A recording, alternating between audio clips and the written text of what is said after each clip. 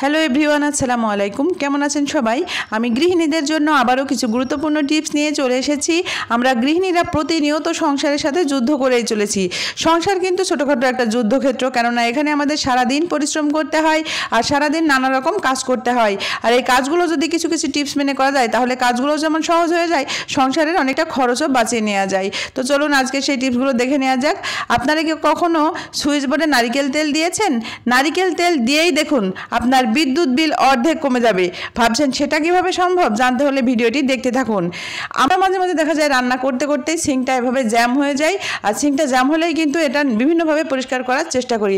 আজকে আমি সিঙ্ক পরিষ্কার করার এমন একটি পদ্ধতি আপনাদের সাথে শেয়ার করব, আপনি সেকেন্ডে সিঙ্ক পরিষ্কার করে নিতে পারবেন। শুধুমাত্র এই কাজটি করুন, তারপরে দেখুন ম্যাজিক, চমকে যাবেন, অবাক হয়ে যাবেন। এমনই কিছু টিপস নিয়ে চলে এসেছি। আশা করছি পুরো ভিডিওটি দেখবেন। আজকের ভিডিওটি এতটাই উপকারী হতে চলেছে যে আপনারা কল্পনাও করতে পারবেন না। তো চলুন পুরো ভিডিওটি দেখে নেওয়া যাক। বন্ধুরা, আমরা যখন রান্নাবান্না করি মাঝে মাঝে দেখবেন এই সিটি যেন দেয় না, সিটি বাজেই না, আর কোন দিক দিয়ে যেন ভ্যাপারটা বেরিয়ে যায়। সেই সময় আপনি কি করবেন? প্রেশার কুকারটা ঠিকঠাকই ছিল, হঠাৎ করে এই সমস্যা হচ্ছে, কেন হচ্ছে সেটা আপনাকে জানতে হবে না। শুধুমাত্র প্রেশার কুকারের এই ঢাকনাটা খুলে নেবেন।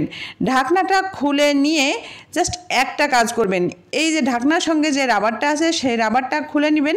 খুলে নিয়ে রাবারটা একটুখানি উল্টিয়ে দিবেন। এতদিন তো শুনেছেন এটা ফ্রিজে রাখতে হয়, এখন থেকে ফ্রিজেও রাখার প্রয়োজন হবে না। শুধুমাত্র এই রাবারটা উল্টিয়ে দেবেন। দেখুন আমি রাবারটা নিয়েছি, আর রাবারটা যে দিকটায় ছিল সেই দিকটা না দিয়ে আমি অন্য সাইডটা উল্টিয়ে দিচ্ছি। উল্টিয়ে দিয়ে এখন আমি ঢাকনার সাথে আবারও রাবারটা লাগিয়ে দিচ্ছি। এবারে লাগিয়ে দেওয়ার পরে আপনাদের প্রমাণসহ দেখিয়ে দিচ্ছি এটা কেমন ছিটি দেয়। এটা কিন্তু সঙ্গে সঙ্গে ছিটি পড়ে যাবে, আপনাদের আর কোনো রকম কষ্টও হবে না। মাঝে মাঝে রান্না করতে গেলে দেখবেন এই সমস্যা হয়, তাই সময় বাঁচিয়ে চটজলদি এই ছোট্ট টিপসটি কাজে লাগান, দেখবেন আপনাদের সংসারের কাজগুলো কেমন সহজ হয়ে যায় আর দ্রুত কেমন রান্নাবান্না হয়ে যায়। তো দেখুন আমি এটা লাগিয়ে দিয়েছি, আর চুলার উপরে বসিয়ে দিতেই কেমন দ্রুত ছিটি দিচ্ছে। এটা যে কতটা কার্যকারী আপনারা যখন ট্রাই করবেন তখন অবাক হয়ে যাবেন, আমাকে ধন্যবাদ দিতে বাধ্য হবেন। দেখুন অনবরত ছিটি দিচ্ছে, কোনো রকম ব্যাপার কিন্তু বাইরে থেকেও বেরিয়ে আসছে না, একেবারে নিখুঁতভাবে এই কাজটি হয়ে গেল। তো বন্ধুরা, আশা করছি এই টিপসটা আপনাদের কাজে দিবে। এবারে চলে যাচ্ছি পরবর্তী টিপসে। মাঝে মাঝে দেখবেন রান্না করতে করতে কিচেন সিঙ্কটা এরকম জ্যাম হয়ে যায়। আপনি চুলায় রান্না বসিয়ে দিয়েছেন, রান্না চলছে, এই সময় যদি সিঙ্কটা এরকম জ্যাম হয়ে যায়, পানি বের হতে না চায়, তাহলে আপনাদের কেমন লাগে? আমার তো খুবই ঝামেলা মনে হয়। আবার এই সিঙ্কের এই ড্রেন লাইনটা পরিষ্কার করতে হবে। তো তার একটি ম্যাজিক দেখুন, আমি এটা কিভাবে পরিষ্কার করি। কোনো রকম পরিশ্রমই করতে হবে না, সেকেন্ডের ভিতরে কিন্তু এই সিঙ্কটা পরিষ্কার হয়ে যাবে। শুধুমাত্র ছোট্ট একটি কাজ করে নেবেন, দেখবেন যখন পানি বের হবে না তখন পানিটা আরও ছেড়ে দিবেন। পানিটা আরেকটু ছেড়ে দিবেন, অর্থাৎ সিঙ্কের ভেতরে পানিটা কিছুটা জমা করে নেবেন। তো দেখুন আমি ট্যাপটা ছেড়ে দিয়েছি, আর কিছুটা পানি আমি সিঙ্কের ভিতরে জমা করে নিচ্ছি। আপনারা হাতের আঙ্গুল দিয়ে এইভাবে মেপে দেখবেন 3 ইঞ্চি পরিমাণ যদি পানি পান, 3 থেকে 2.5 ইঞ্চি পরিমাণ যদি পানি পান, তাহলে কিন্তু এই টিপসটা কার্যকারী হবে। অল্প পানিতে কিন্তু হবে না। তো দেখুন আমি হাত দিয়ে মেপে নিচ্ছি। 3 ইঞ্চি পরিমাণ পানি যখন এখানে জমা হয়ে যাবে তখন একটি কাজ করবেন, আমি আগে 3 ইঞ্চি পরিমাণ পানি জমা করে নিলাম, নেওয়ার পরে এবারে দেখিয়ে দিচ্ছি পানিটা আমি বন্ধ করে নিলাম। বন্ধ করে দেওয়ার পরে এই যে হাত দেখছেন, হাতের তালুটা জাস্ট এর উপরে দিয়ে কয়েকবার এভাবে ঝাঁকাবেন। এইভাবে ঝাঁকালে পানির প্রেসারে এবং হাতের তালুর ভেতর দিয়ে যে বাতাসের প্রেসার যাচ্ছে, দুটোতে একেবারে সুন্দরভাবে আপনাদের এই সিঙ্কটা পরিষ্কার হয়ে যাবে। দেখুন কত সহজে সিঙ্কটা পরিষ্কার করে নিলাম।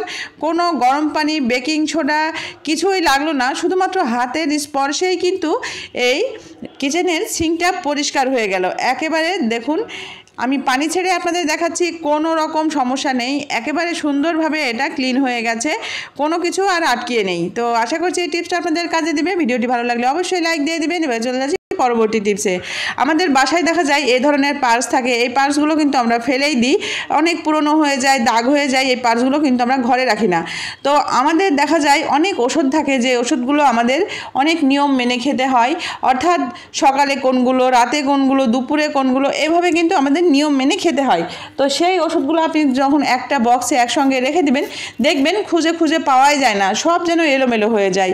তো আপনারা এইভাবে যদি এই ব্যাগগুলো ব্যবহার ব্যবহার করেন তাহলে আপনাদের আর বক্সের প্রয়োজন হবে না, এবং সকাল, সন্ধ্যা বা রাত এরকম যদি 3 টাইমে ওষুধ খাওয়ার থাকে সেটাও আপনারা খুব সহজেই করে নিতে পারবেন। দেখুন এখানে 3টা চেম্বার আছে, 3টা চেম্বার থাকার কারণে এখানে আমি 1 দিয়ে দিচ্ছি, আর মাঝেরটায় 2 দিয়ে দিচ্ছি এবং লাস্টেরটায় 3 দিয়ে দিচ্ছি। আপনারা চাইলে সকাল, দুপুর, রাত এই 3টাও লিখে দিতে পারেন। সেক্ষেত্রে কী হবে, যেই ওষুধগুলো আপনার সকালের যেই সাইডটা আছে সেখানে রেখে দেবেন, দুপুরেরটা দুপুরের সাইডে এবং রাতেরটা রাতের সাইডে, এভাবে রেখে দিলে দেখবেন আপনাদের ওষুধগুলো আর খুঁজে বেড়াতে হবে না, খুব সহজে ওষুধগুলো এখান থেকে নিয়ে খেতে পারবেন। আর ওষুধ রাখারও সুন্দর একটা জায়গা হয়ে গেল, একটা নিরাপদে থেকে গেল ওষুধগুলো। আশা করছি এই ছোট্ট টিপসটা কাজে দিবে। এবার চলে যাচ্ছি পরবর্তী টিপসে। এখানে নিয়েছি আমি white Colgate toothpaste. White Colgate toothpaste বা অন্যান্য যে কোনো টুথপেস্ট, আর এটা হোয়াইট কোলগেট টুথপেস্ট না, এটা হচ্ছে অন্য টুথপেস্ট। আপনারা হোয়াইট কোলগেট টুথপেস্টও ব্যবহার করতে পারেন, যে কোনো হোয়াইট টুথপেস্টে কিন্তু কাজ হবে। আমি আঙ্গুলের মাথায় সামান্য একটু পেস্ট নিয়ে নিলাম। এবারে আমি এই পেস্টটা আমার কিচেনে সুইচ বোর্ডে দিয়ে দিচ্ছি। কিচেনে যে সুইচ বোর্ডগুলো থাকে সেগুলো দেখা যায় খুব দ্রুতই তেল চিটচিটে হয়ে যায়, তো কোনো রকম পানি ছাড়া আপনারা এইভাবে সামান্য একটু পেস্ট যদি লাগিয়ে দিয়ে এইভাবে কাপড় দিয়ে মুছে নেন, দেখবেন খুব সহজে এই তেল কাস্টে ভাব উঠে যাবে। আর কিচেনের সুইচ বোর্ড এত যে ময়লা হয়, যারা এই গৃহিণীরা তারাই জানেন। দেখুন কত তেল কাস্টে ময়লা এর সঙ্গে উঠে আসছে, কোনো রকম পানি ছাড়াই কিন্তু আপনি সুইচ বোর্ড পরিষ্কার করে নিতে পারবেন। আর এখানে ভেজা কাপড় কখনোই ব্যবহার করবেন না। যদি ভেজা কাপড় ব্যবহার করতে হয় তাহলে আপনারা লাইনটা অফ করে দিয়ে তারপরে করবেন। তো দেখুন আমি সুইচটা কিন্তু অলরেডি পরিষ্কার করে দিয়েছি, আর কত সুন্দর পরিষ্কার হয়ে যাচ্ছে।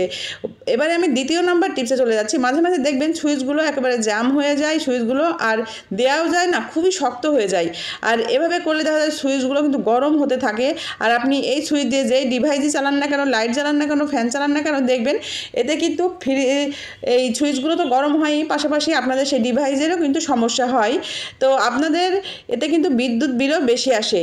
তাই আপনারা সুইচে এভাবে নারিকেল তেল দিয়ে দিবেন। নারিকেল তেল দিলে দেখবেন এই জ্যাম হওয়া ভাবটা চলে যাবে, সুইচগুলো খুব সুন্দর থাকবে। তো এবারে আমি দেখুন এই রেগুলেটর সহ সব কিছুতে সুন্দরভাবে একটু তেল দিয়ে দিলাম। দেওয়ার পরে এভাবে একটু ঘুরিয়ে নিচ্ছি। কতটা শক্ত ছিল এবং বেঁধে যাচ্ছিল সেই ভাবটা কিন্তু আর থাকছে না। তো এভাবে করলে দেখবেন আপনাদের ইলেকট্রিক বিল অনেকটা কমে যাবে। সুইচ বোর্ডে এভাবে কিন্তু জ্যাম হয়ে গেলে বিদ্যুৎ বিলটা বেশি আসে।